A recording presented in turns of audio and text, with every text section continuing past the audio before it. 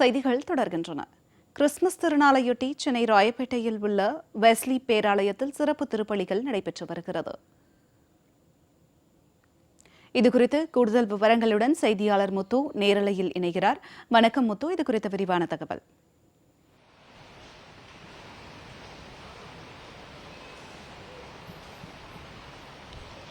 வணக்கம்.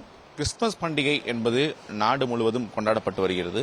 அதே போல்தான் சென்னையிலும் பல்வேறு பகுதிகளில் கொண்டாடப்பட்டு வரக்கூடிய சூழலில் ராயப்பேட்டை வெஸ்லி தேவாலயத்தில் இந்த கொண்டாடப்பட்டு வரக்கூடிய இந்த கிறிஸ்துமஸ் பண்டிகையில் ஏராளமானோர் கலந்து கொண்டு இந்த சிறப்பு பிரார்த்தனையில் ஈடுபட்டு வருகிறார்கள். அந்த நேரலை காட்சி நம்மளால் பார்க்க முடிகிறது.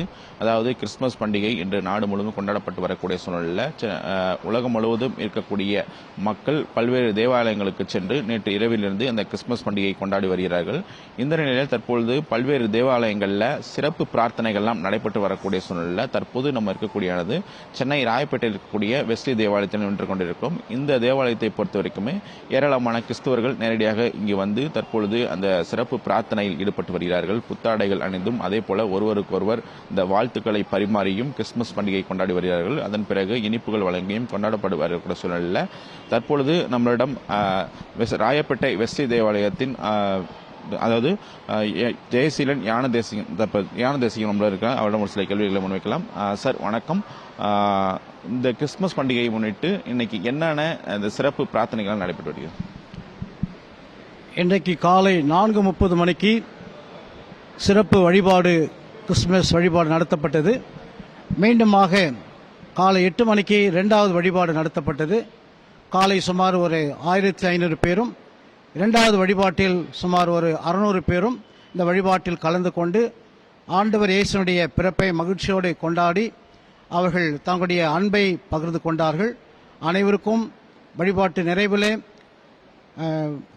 கிறிஸ்துமஸ் கேக் வழங்கப்பட்டது மற்றும் அனைவரும் தன்னுடைய அன்பை ஒருவருக்கொருவர் பகிர்ந்து கொண்டு இறைவனுக்கு நன்றி செலுத்தி இந்த கிறிஸ்துமஸ் கொடுத்திருக்கக்கூடிய ஒரு புதிய வழியை அவர்கள் அறிந்தவர்களாக இயேசு பெருமான் இந்த உலகத்தில் வந்ததினால் கிடைத்த இந்த மனுக்குலத்தினுடைய அருள், ஆசீர்வாதம், நிறைவான சந்தோஷம், சமாதானம், நிறைவான நன்மைகளை உணர்ந்தவர்களாக இந்த வழிபாட்டிலே அவர்கள் பங்கு பெற்றார்கள்.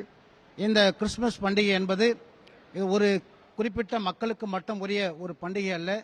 இறைவன் தன் மனுக்குலத்துக்கான மீட்பின் செயலை வெளிப்படுத்துவதற்காக தன்னுடைய மகன் இயேசுவை இந்த உலகத்திலே அனுப்பி அவர் வழியாக இந்த மனுக்குலம் மீண்டுமாக இறை அன்பின் உறவில இணைக்கப்படும்படியாக, இறைவனுடைய பிள்ளைகளாக இந்த உலகத்தில் அனைத்து மனுக்குலமும் வாழும்படியாக, இந்த உலகத்திலே சகோதரத்துவ சமத்துவம் என்கின்ற ஒரு நிலையை இயேசுவின் வழியாக ஏற்படுத்தப்பட, இந்த உலகம் எப்படி வாழ வேண்டும், இந்த மனிதர்கள் மனித நேயத்தோடு எப்படி வாழ வேண்டும் என்ற உணர்வோடு இருக்கும்படியான இந்த பண்டிகையை உணர்ந்தவர்களாக, இந்த பண்டிகை அவருக்கு ஒரு பொருள் நிறைந்த பண்டிகையாக இருந்தது என்பதை நான் தெரிவித்துக் கொள்கின்றேன்.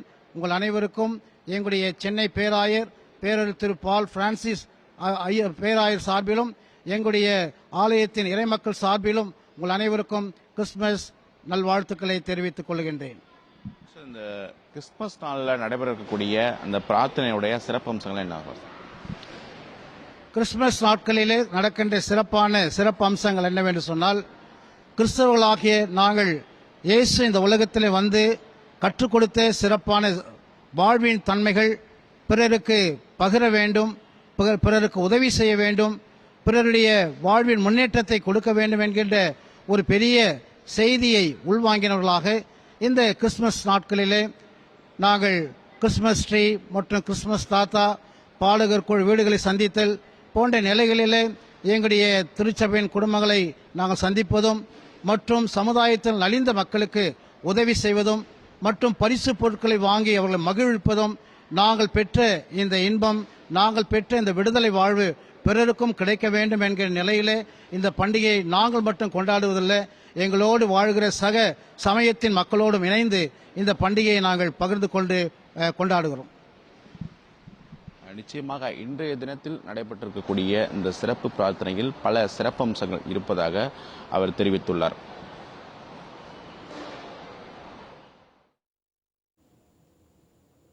முத்து, நேரலையில் இணைந்து விரிவான தகவல்களை வழங்கியமைக்கு நன்றி.